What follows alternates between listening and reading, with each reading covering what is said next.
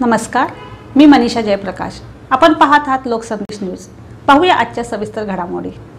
महात्मा ज्योतिबा फुले आणि क्रांतिज्योती सावित्रीबाई फुले या थोर दाम्पत्यांनी गोरगरीब, रंजलेल्या, दबलेल्या, पिचलेल्या लोकांची मुलं शिक्षणापासून वंचित राहू नयेत, त्यांना लिहिता वाचता यावं, साक्षर बनावेत यासाठी शिक्षण देण्यासाठी शाळा सुरू केल्या। त्या ठिकाणी सर्व समाजातील गोरगरीब, वंचित आणि सर्व जाती धर्मातील बहुजन समाजातील मुलांना शिक्षण घेता यावं यासाठी शाळेमध्ये स्वतः शिकवत होत्या।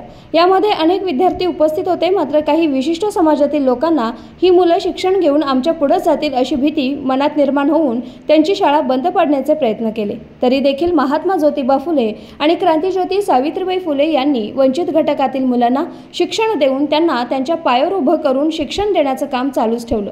परंतु काही वेळा घरातून शाळेत जात असता त्यांच्या अंगावर ज्या मुलांनी शिक्षण घेऊ नये असं वाटणाऱ्या लोकांनी त्रास देऊन, त्यांना रास्ता अडवून, धमकी देऊन त्यांच्या अंगावर शेण फेकून मारायचे अशी वस्तुस्थिती संपूर्ण जगभरात आपल्या देशात सर्वांना माहीत आहे। मात्र जोपर्यंत या पृथ्वी तलावर चंद्र, तारे, सूर्य आहेत तोपर्यंत कोणीही ही बाब विसरू शकणार नाही।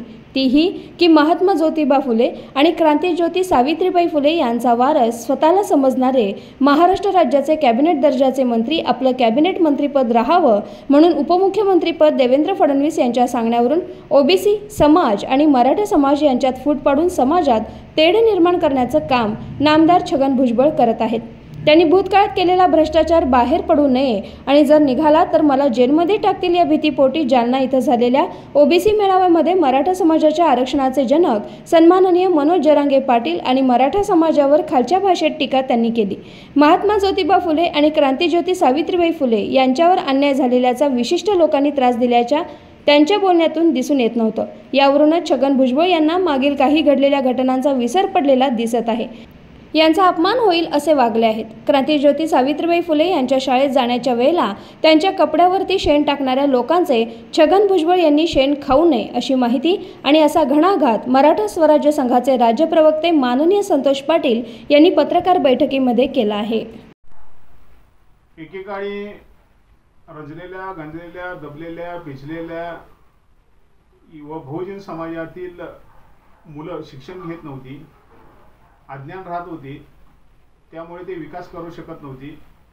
असं ज्या वेळेला क्रांतिसूर्य महात्मा ज्योतिबा फुले आणि क्रांतिज्योती सावित्रीबाई फुले यांनी या दबलेल्या, रंजलेल्या, गंजलेल्या, पिछडलेल्या बहुजन मुलांना शिक्षणासाठी व शिक्षण घेण्यासाठी, त्याला न्यानी करण्यासाठी त्यावेळेला शाळा काढल्या होत्या।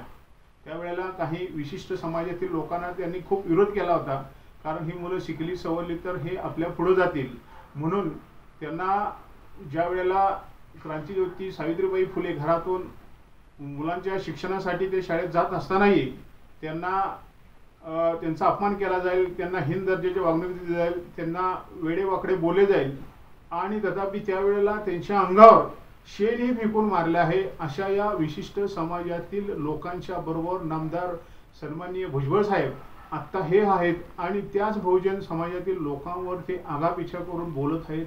ह्या कुठला म्हणजे ज्या फुलेत आपण त्यांचे आपण वारस आहे असं सांगतात भुजबळ साहेब, तर त्यांनी त्यावेळेला जे शेण टाकलं त्या लोकांच्या विशिष्ट समाजातील लोकांसाठी हे आता ते काय शेण खाऊ लागले काय अशी चर्चा या माध्यमातून किंवा सध्याच्या ज्या प्रकरणावरून चालू आहे असं या बहुजन समाजातील लोकांकडून एक प्रतिक्रिया उमटू लागली आहेत की ज्या वारसा फुलेत आपण त्याचा वारसा सांगतात त्याच नामदार भुजबळ साहेबांनी या बहुजन समाजातील काही लोकांच्या विशिष्ट सांगण्यावरून किंवा आपलं मंत्रिपद राहावं म्हणून किंवा आपण जेलमध्ये जाऊ नये किंवा विशिष्ट भ्रष्टाचाराच्या आरोपाखाली आपण अटक होऊ नये याचंच फक्त त्यांनी मनात जाणीव ठेवून या बहुजन समाजातील लोकांना आगापिछा बोलत आहेत। हे बरोबर नाही।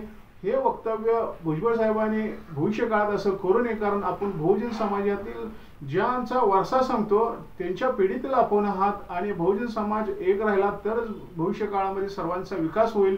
असं कृत्य भुजबळ साहेबांनी भविष्यात करू नये असे या ठिकाणी माध्यमाद्वारे मी विनंती करतो।